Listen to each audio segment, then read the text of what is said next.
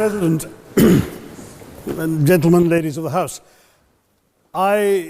standing here with 8 minutes in my hands and at this venerable and rather magnificent institution, I was going to assure you that I belong to the Henry VIII School of Public Speaking, that as Henry VIII said to his wives, I shall not keep you long. But now finding myself the seventh speaker out of 8 in what must already seem a rather long evening to you, I rather feel like Henry VIII's last wife. I more or less know what's expected of me, but I'm not sure how to do it any differently. Perhaps what I should do is really try and pay attention to the arguments that were advanced by the opposition today. We had, for example, Sir Richard Ottaway challenging the very idea that it could be argued that the economic situation of the colonies was actually worsened by the experience of British colonialism. Well, I stand to offer you the Indian example, Sir Richard. India's share of the world economy when Britain arrived on its shores was 23%. By the time the British left, it was down to below 4%. Why? Simply because India had been governed for the benefit of Britain. Britain's rise for 200 years was financed by its depredations in India.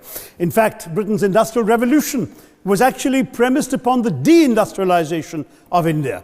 The handloom weavers, for example, famed across the world, whose products were exported around the world, Britain came right in. There were actually these weavers making fine muslin, light as woven air, it was said. And Britain came right in, smashed their thumbs, broke their looms, imposed tariffs and duties on their cloth and products, and started, of course, taking the raw materials from India and shipping back manufactured cloth, flooding the world's markets with what became the products of the dark and satanic mills of Victorian England. That meant that the weavers in India became beggars, and India went from being a world-famous exporter of finished cloth into an importer, went from having 27% of world trade to less than 2%. Meanwhile, colonialists like Robert Clive bought their rotten boroughs in England on the proceeds of their loot in India, while taking the Hindi word loot into their dictionaries as well as their habits.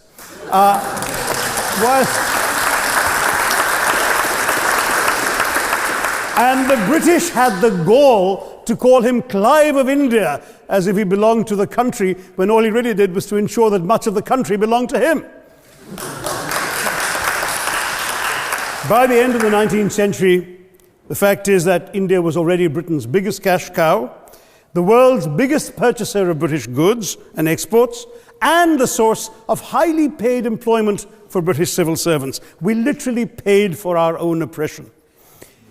And as has been pointed out, the wealthy Victorian British families that made their money out of the slave economy, 1/5 of the elites of the wealthy class in Britain in the 19th century owed their money to transporting 3 million Africans across the waters.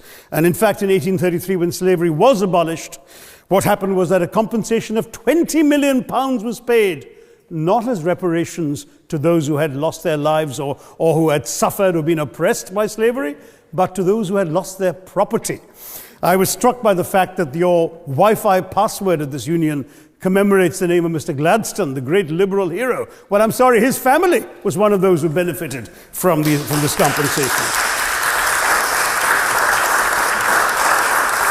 Staying with India, between 15 and 29 million Indians died of starvation in British-induced famines. The most famous example, of course, was the Great Bengal Famine during the Second World War, when 4 million people died because Winston Churchill, deliberately as a matter of written minuted policy, proceeded to divert essential supplies from civilians in Bengal to sturdy Tommies and Europeans as reserve stockpiles. He said that the starvation of anyway underfed Bengalis mattered much less than that of sturdy Greeks. This is Churchill's actual quote. And when conscience-stricken British officials wrote to him, pointing out that people were dying because of this decision, he peevishly wrote in the margins of the file, "Why hasn't Gandhi died yet?"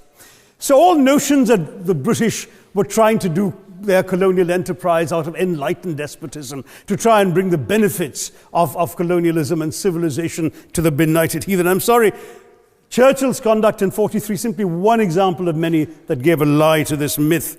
As others have said on the proposition, violence and racism were the reality of the colonial experience. And no wonder that the sun never set on the British Empire, because even God couldn't trust the English in the dark.